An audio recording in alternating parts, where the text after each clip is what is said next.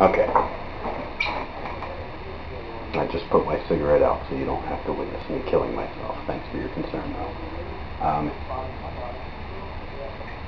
I was reading through earlier, and I saw a question by Burp that kind of piqued my interest a little. It, to paraphrase, asked the question, are there any characters in the Bible that you would consider worth emulating? I had to think about it for a minute. Most people would say Jesus, but not so much. I mean, he's preaching the word of the God of the Torah, the Old Testament, and it's just me. I think that guy's kind of a douche. So, not so much Jesus. I thought, and I kept coming back to one story in particular. I'll share that story with you. Old, very old, falling apart old.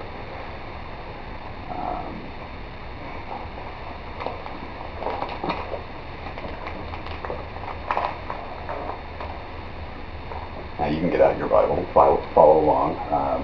We're in the book of John, chapter 20, verses 24 through 29. Some of you may already know where I'm going with this, or at least the passage I'm referring to. Okay, and I'm going to read it to you. But Thomas, one of the 12, called Didymus, was not with them when Jesus came. The other disciples therefore said unto him, We have seen the Lord. But he said unto them, Except I shall see in his hands the print of the nails, and put my finger in the print of the nails, and thrust my hand into his side, I will not believe. And after 8 days again his disciples were within, and Thomas with them. Then came Jesus, the doors being shut, and stood in the midst, and said, Peace be unto you. Then saith he to Thomas, Reach hither thy finger, and behold my hands, and reach hither thy hand, and thrust it into my side, and be not faithless, but believing. And Thomas answered him, and said unto him, My Lord and my God. Jesus saith unto him, Thomas, because thou hast seen me, thou hast believed.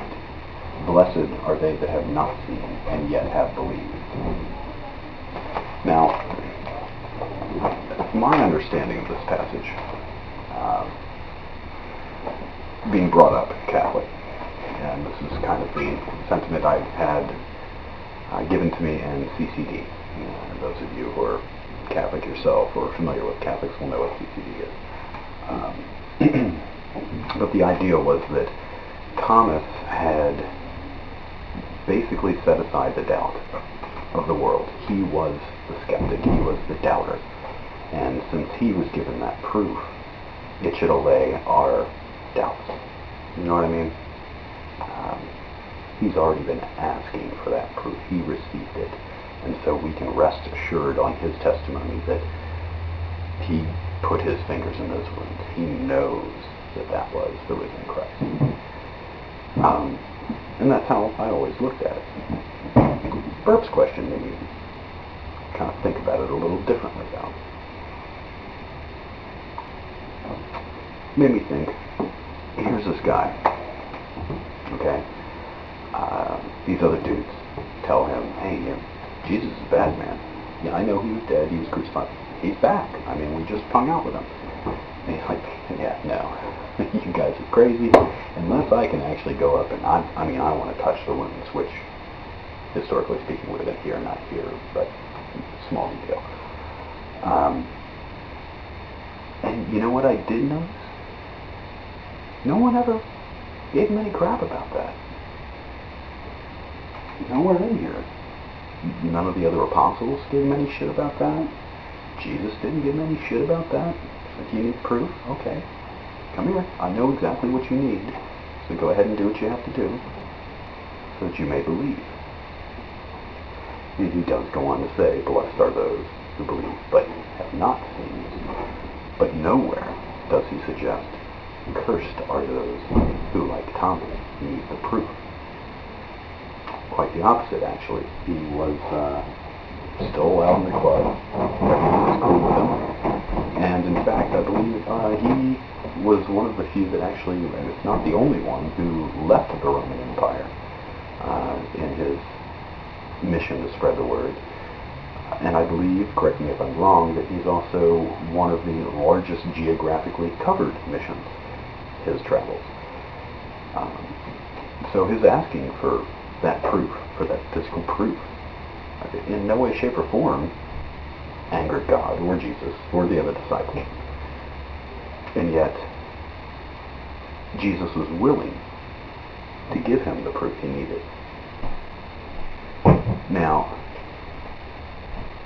with that shining example of skepticism in the Bible, skepticism by one of the major players in Jesus' little group of friends, that is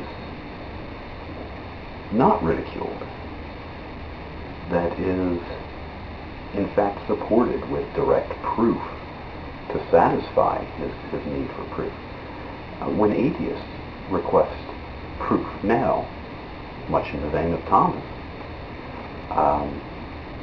you get laughed at. I mean, you do. You get told that faith is what you need, not proof. Or you get a series of subjective experiences related as proof. Did that work for Thomas? The other disciples told him, hey dude, we saw him. He's like, you guys are nuts. I gotta see this for myself. So he didn't rely on their subjective experiences. He didn't rely on their stories that they told him. He insisted for the real deal. And he got it. And then he believed. So anytime at all, you find yourself asking, what kind of proof would it take? Atheists keep asking for proof. They keep demanding proof. Anytime you find yourself wanting to ask, what kind of proof would it take? John chapter 20, verses 24 through 29 will answer your question. That guy Thomas, he's okay in my book. Have a good one.